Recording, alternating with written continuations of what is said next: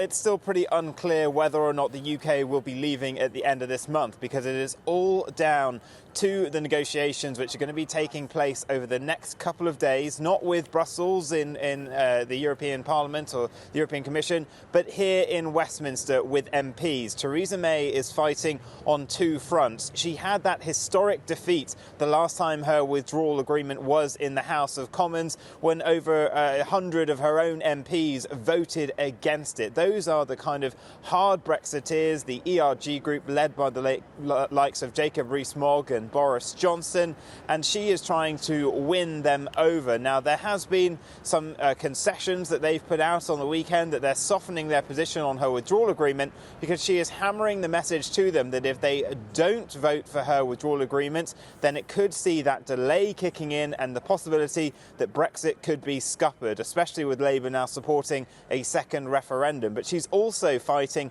to try and pick away some of the Labour MPs, particularly in northern seats which voted for Brexit. She's announced this morning a £1.6 billion development fund, which seems to be targeted at those specific seats, with some people saying it's a bribe to try to get those Labour MPs to back her deal. And she needs their support because the margins are so tight. She only has a very small majority, even less than last time, because she's lost some MPs to the independent group. So she's definitely going to be pushing this message, and as we're about to hear from Liam Fox, that a delay to Brexit could happen, and she hopes that'll focus minds for next week.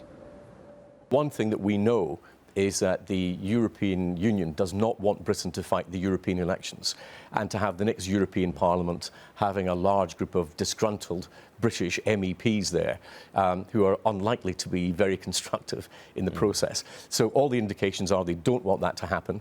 The indications from the European Court are that they would interpret it as being a one-off and short extension. That was Liam Fox, the UK Trade Minister and a Brexiteer. Vincent, as of last week, we have Labour's official position. It is backing a second referendum, but are Labour MPs' hearts really in it?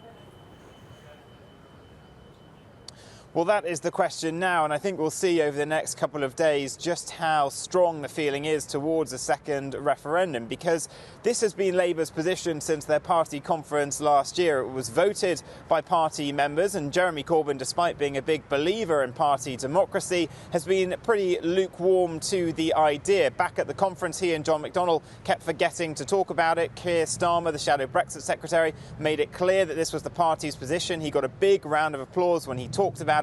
And whenever you go to Labour events like I do, you hear second referendum being talked about, and it gets a big round of applause from the crowd. So that is why John McDonnell convinced Jeremy Corbyn to take this position now that their Brexit deal died in Parliament, because they don't have the votes to get it through.